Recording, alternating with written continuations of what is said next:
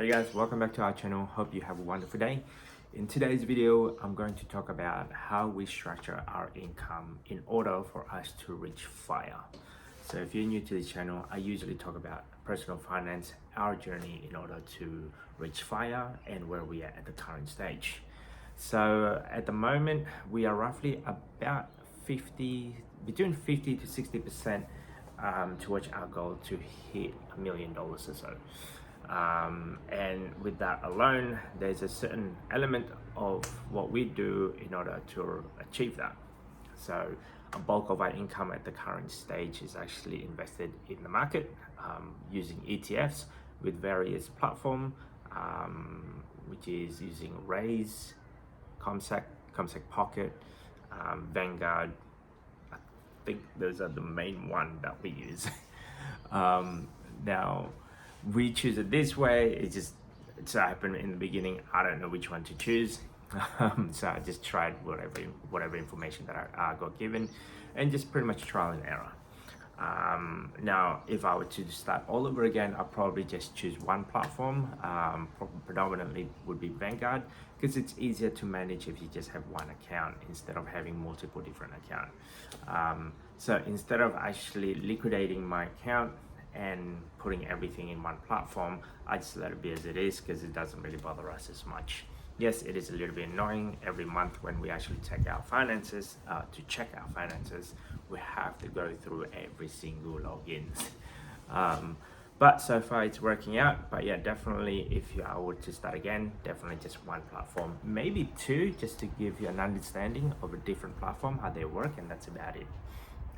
So I started this journey when just using Raise and Spaceship with only $5 investment, and realizing the potential of this to replace our income, and as well as that to achieve financial freedom quicker compared to any other product out there.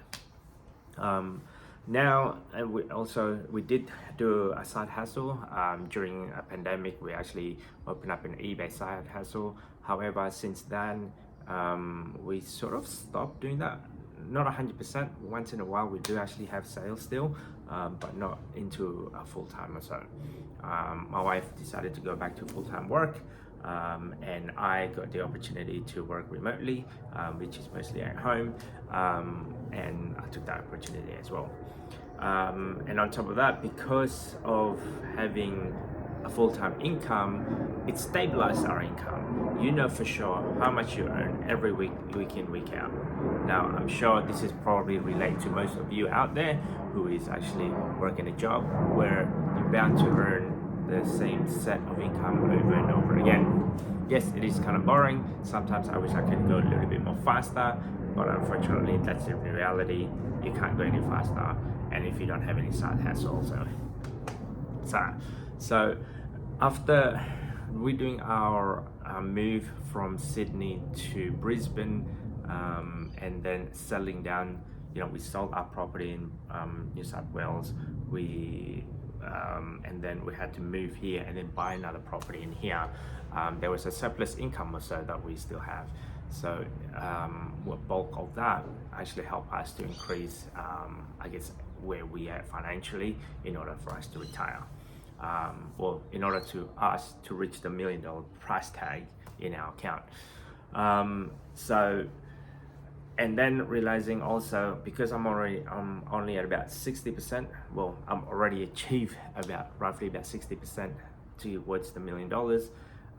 And with our income, obviously we still have to put some more money in the market or so. So to do that, all of my income goes towards the market, and all of my wife's income goes towards the expenditure on our living costs, let's say. Whether it's actually taking care of this house, whether it's actually just the day-to-day groceries, kids' activity, all of the bills goes towards that side component of it. So that's how we managed to able to save a lot of our income, a bulk of our income. Now, on top of that, we also have an emergency fund of roughly about 1 year, which is, to me, 1 year expenses. It might be extreme for some, most, personal finance books or most of personal finance advice is roughly between 3 to 6 months. We're a lot more comfortable having 1 year of expenditure in our bank account, just in case if anything happened. So for example, because we're still in the process of changing from one account, as in all the expenses towards my wife's account and all of the income goes to, my income goes to investment, there are certain aspects where it's actually still direct debit bills, let's say, still coming out of my account. We're in the process of changing all of those. Now it takes time because you don't know, like for myself anyway, I sometimes forget what direct debit actually coming out of my account. So for example, yesterday we were out and about and there was a direct debit of, I think it was like $80 or something for an internet bill. So I'm like, oh, okay, gotcha. I need to remind myself to change that, which I did this morning. And for me, like little things like that, look, it might be not that much, but hey, with an $80, I could have actually put that in the market also. We also have a buffer of like each of our bank account, let's say, have a few $1,000s in there. Whatever your buffer is, you get comfortable. So for example, on my account, I've got $2,000. On my wife's account, it's got $5,000, and we use that $5,000 buffer just for the day-to-day running costs of us living here. With my one, just in case if I have a bill that is out of the ordinary. And then on top of that, we also have another account in case of emergency fund account. That is the 1 year expenditure in that one account.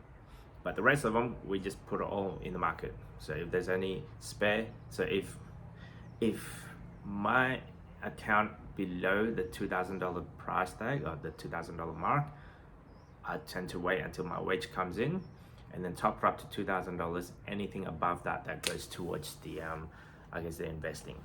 So every week I make sure it's balanced it out, that becomes $2,000.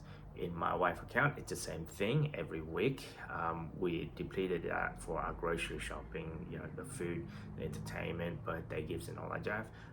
If it's below $5,000, it has to be increased again to $5,000 until that happens. We can't do any extravagant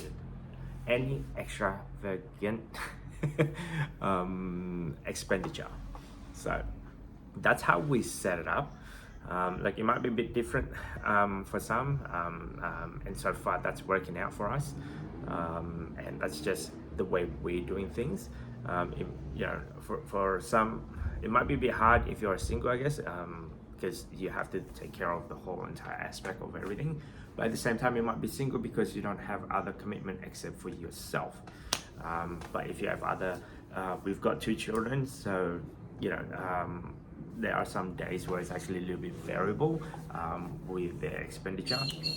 For example, if there's a birthday party or so, if they want to go out to a restaurant, we try to treat them as much respect and give them a lot more, I guess, experience type of expenditure instead of actually physical item where you're just gonna throw them out anyway.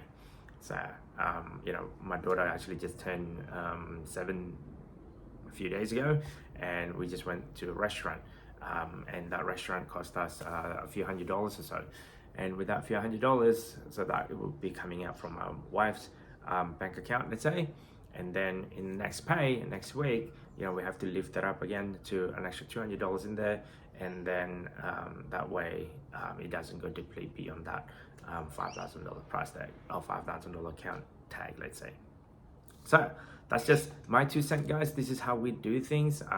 It might work for some, it might not, but yeah, and that's how we do it so far and how we're pretty comfortable on doing it.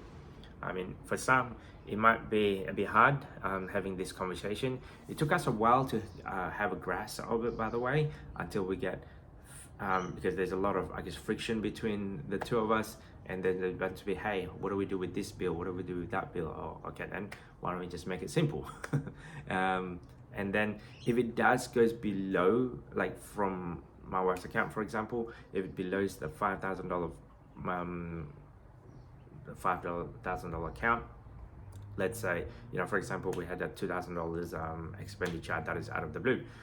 So I then top up as well before we actually go into the investment. So not on like everything sort of have to stop, take care of, I guess, our four walls in a sense before we can actually invest on other things. So my one's 2,000, her one's 5,000. If her income, let's say $800, and we spend $2,000 on one weekend, and that won't be covering all of the expenditure. That would not be able to top up the $5,000 let's say threshold. Let's say. So what I do then, instead of me going to just me, $2,000 and then go straight to the market, I then have to top up her account first, and then so that way the both of us in that same buffer again, and then I can spend everything else to the market. So that's just my 2 cents, guys. Hopefully this helped you guys out. This is just based on our basic structure. If you like this type of content, don't forget to subscribe, comment, and I'll see you guys on the next video. Bye.